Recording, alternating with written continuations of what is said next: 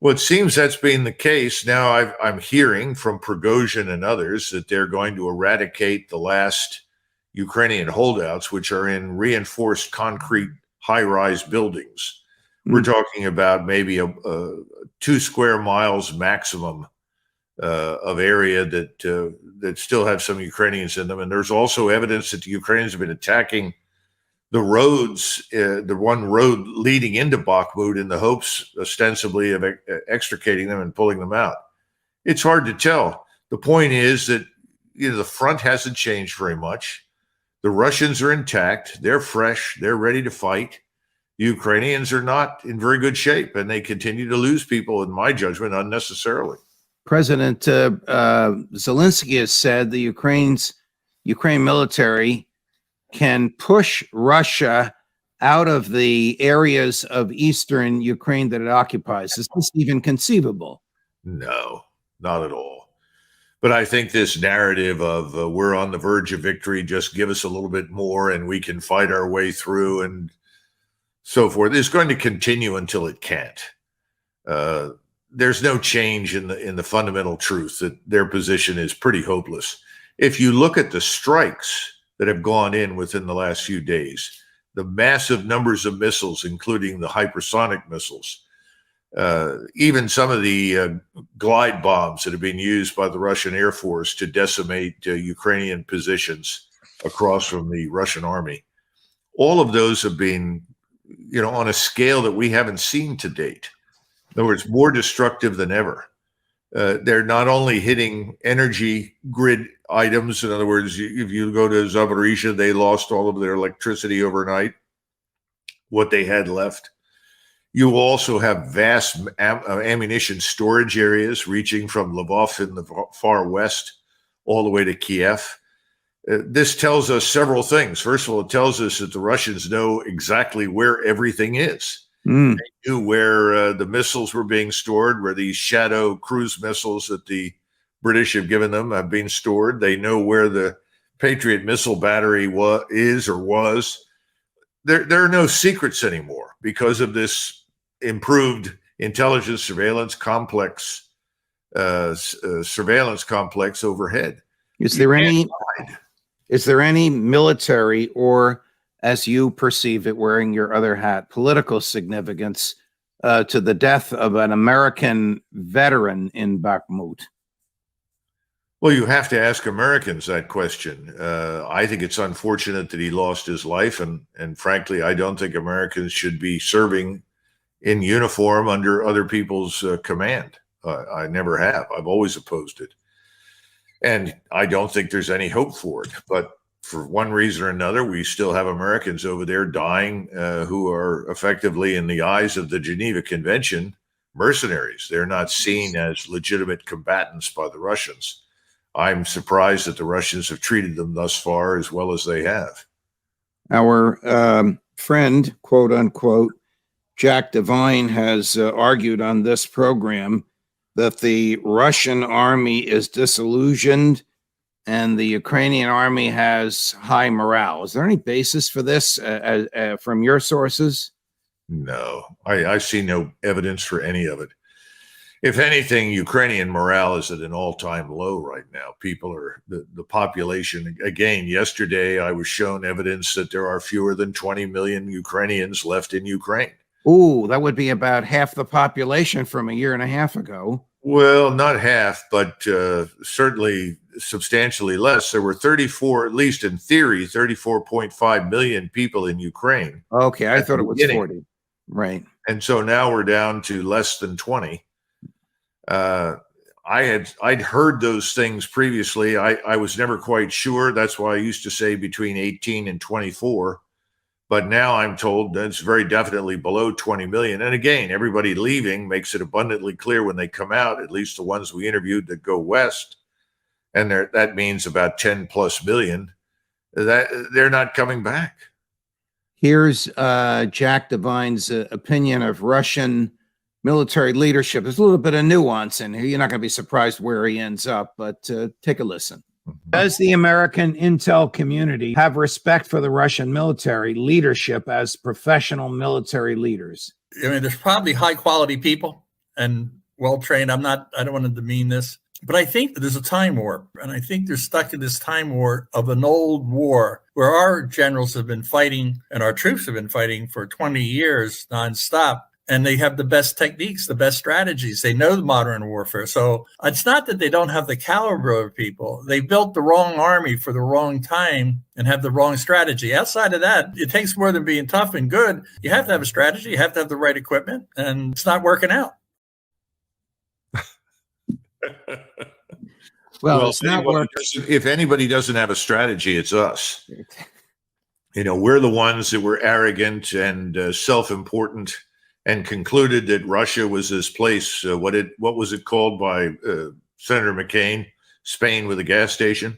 Right. That the Russians were incapable, untrained, incompetently led. That we've been hurling these insults at the Russians from day one.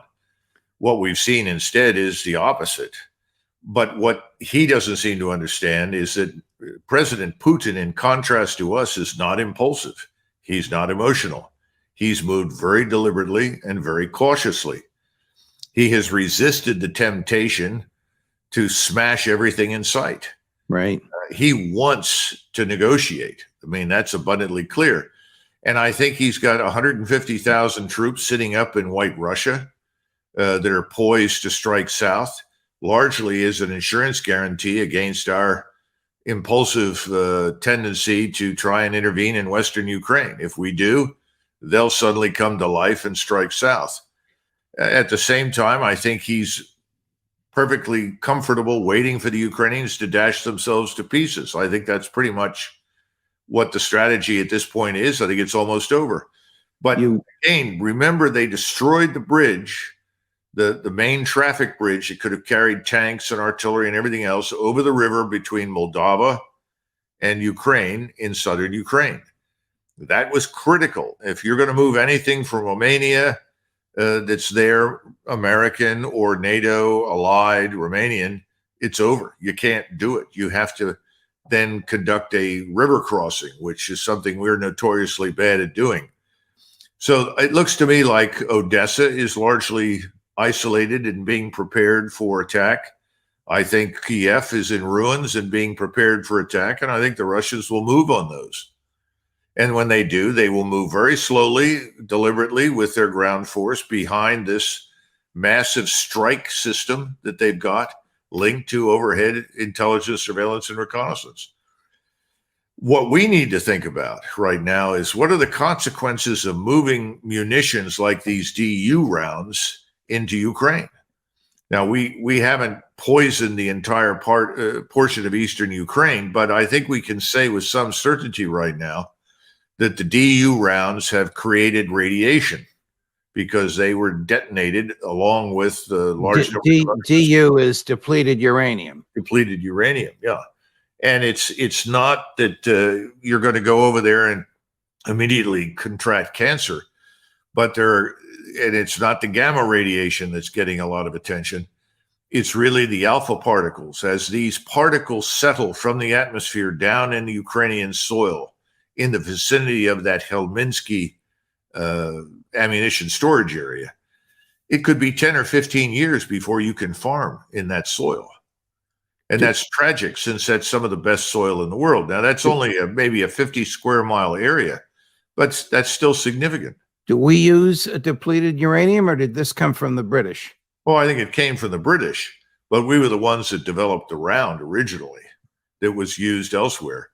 And again, if you're looking at residue from a DU round on a tank round, for instance, on the battlefield, in order to contract cancer, you've got to pick up the residue and eat it. And yeah, you'll eventually get cancer. This is different. We're now talking about particles in the atmosphere settling into the soil. And these are alpha particles.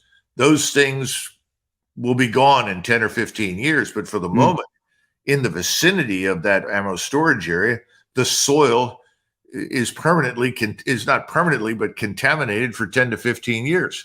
If I were sitting in Kiev right now, I would be very concerned about that. Well, why would Kiev even bring something this dangerous and suicidal into the military theater? There's an easy answer to that question. It's called desperation. They're desperate.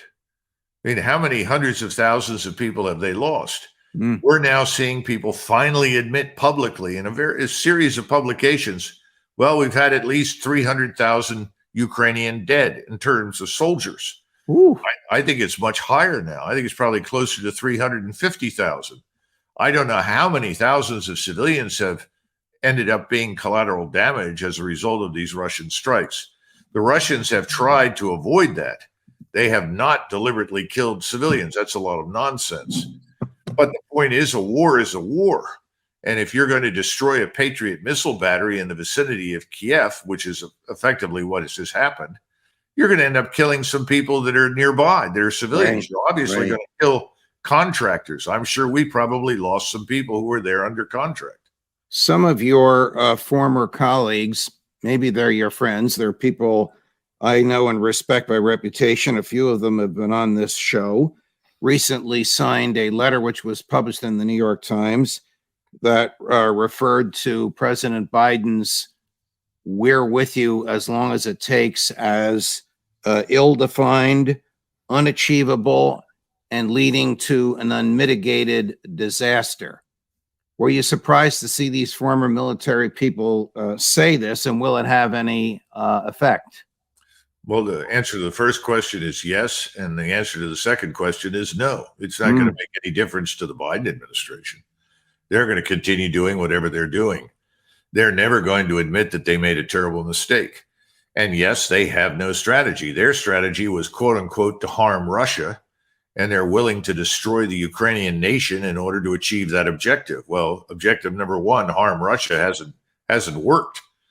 The sanctions are an abysmal failure. The Russian military is now larger, stronger, and more capable than it's ever been.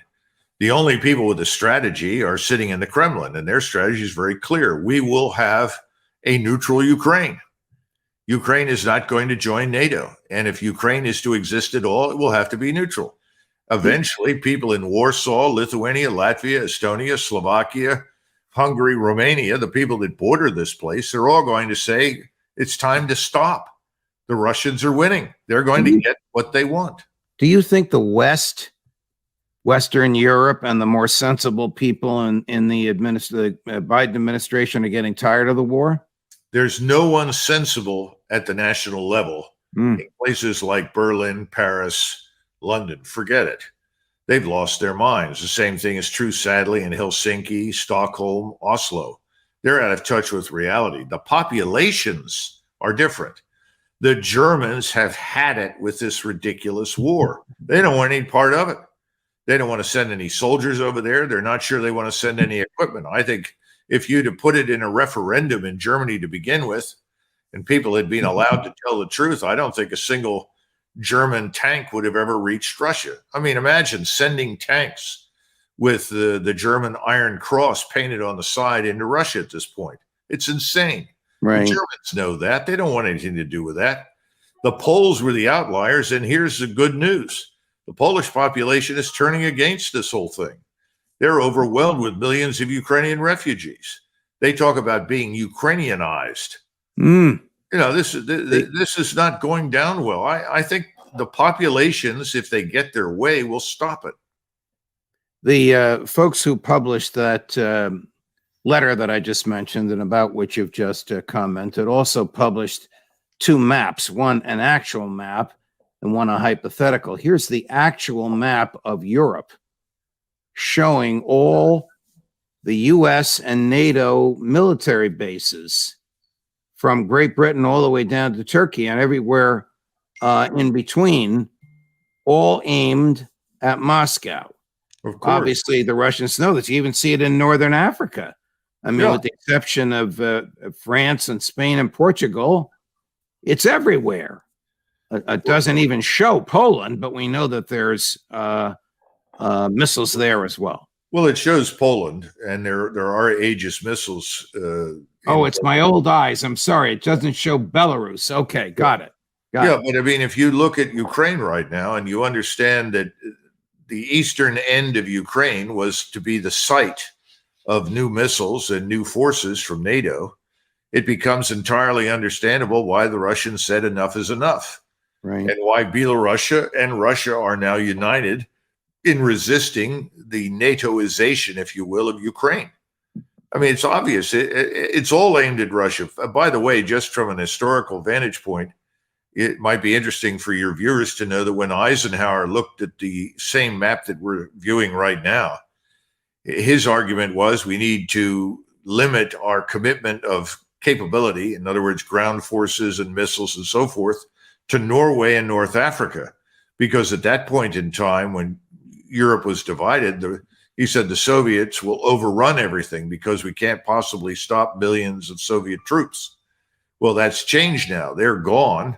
The Russian military is very different today from what it was in Eisenhower's time. And the Russians have no aspirations to attack anybody in the West. They want to do business with everybody in the West. Right. Here's the myth is that they want to.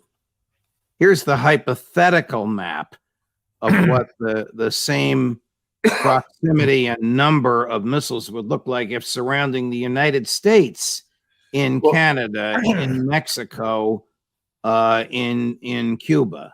No, that's true.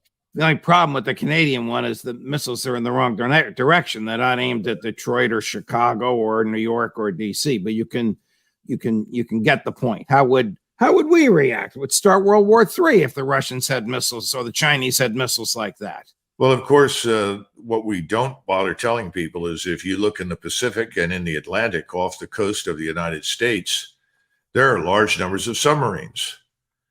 The Russian submarines now can compensate for the absence of Russian missile forces or ground forces in either Canada or Mexico.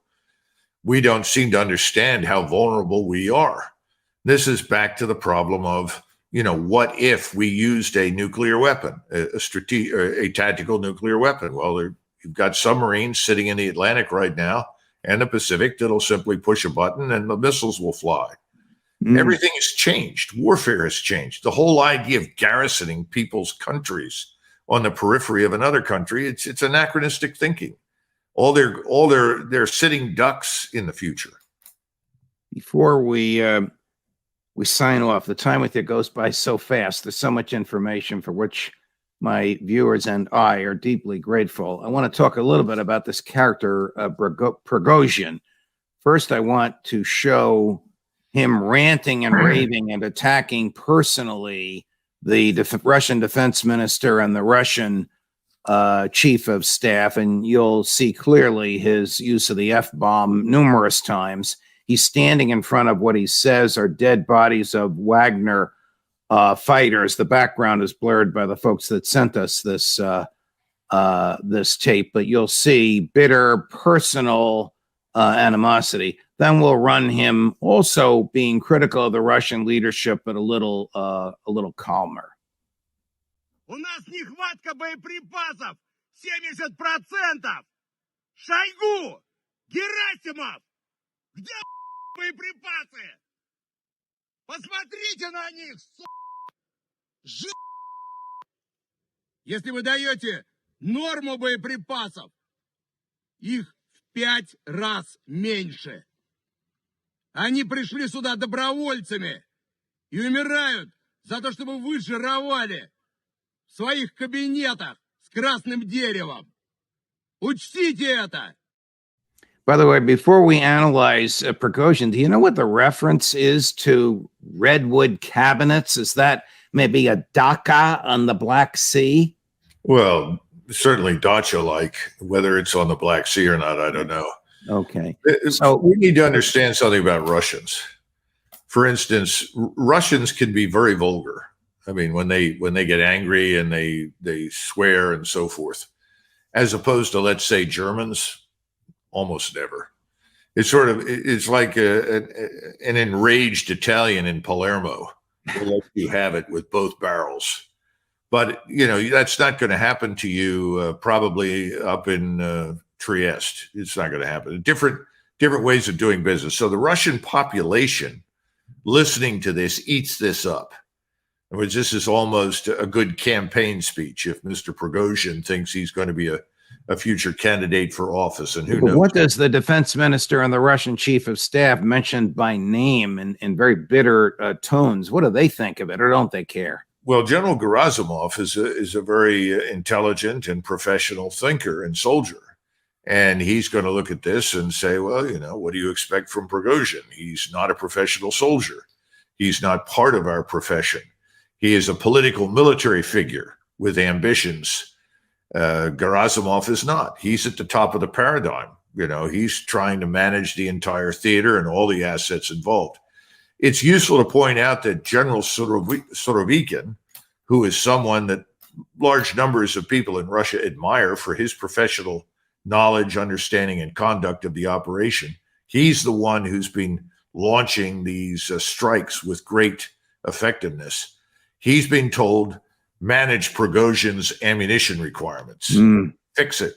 And I think that's happened. All right, here's Prigozhin. This one I will read the subtitles. Here's Prigozhin again, a little calmer, but a little bit of nuanced criticism of Russian leadership. There are about 20 houses left to take, and Bakhmut would be taken completely. But the occupation of Bakhmut gives nothing to the Russian Federation because the flanks are crumbling, the front is collapsing. And attempts by the defense ministry to publish statements to make things look better are and will bring an overall tragedy for Russia.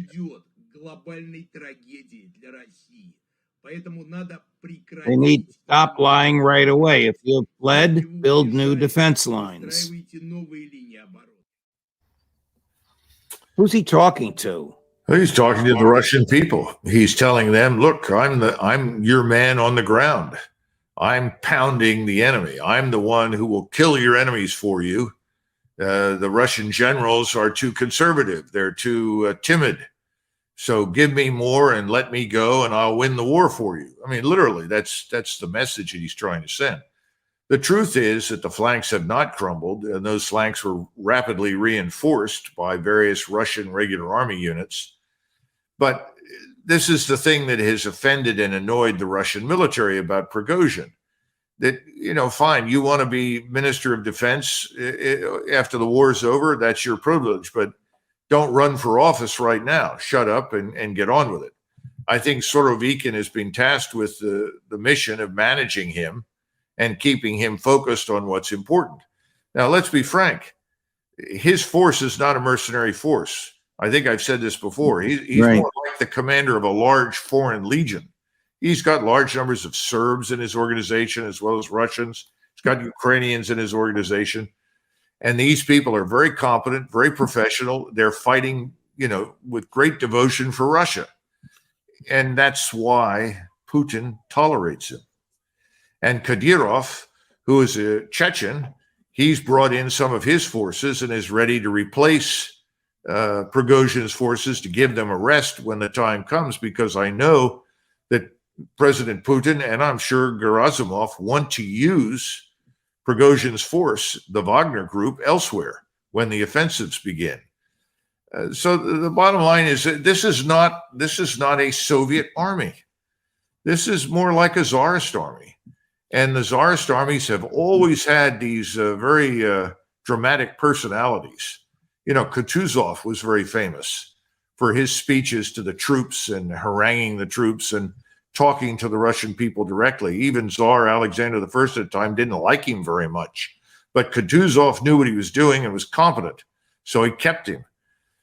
I think that's what you're dealing with right now. And then there's also another element that is worthy of discussion. I think it may be that Larry Johnson has brought this up, or perhaps Phil Giraldi. They're more knowledgeable about this than I am. Some of this may be deliberate disinformation.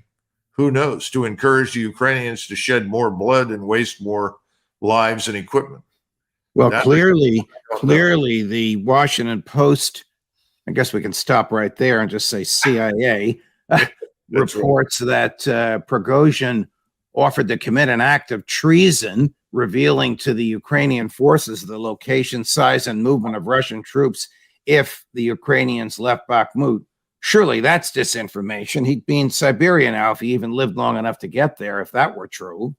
Well, it's a blatant lie, and you're right. He'd have already been shot through the head and been dispatched. And Prigozhin is a patriot. He would never do such a thing. That's complete nonsense. Got to separate the bluster from the reality. Right. Before we go, where do you see the war in 6 or 8 months? I think it's going to reach a point where the Europeans will ultimately intervene and demand that it stop.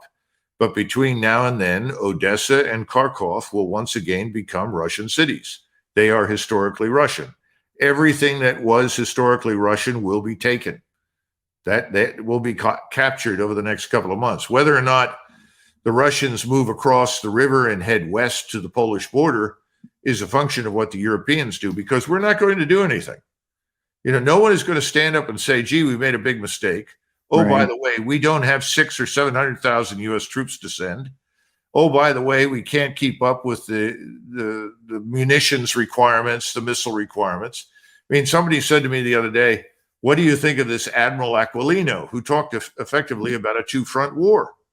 Well, I said, we could fight a two-front war if it only lasts a week. Because after a week, we don't have any more ammunition. So who are we kidding?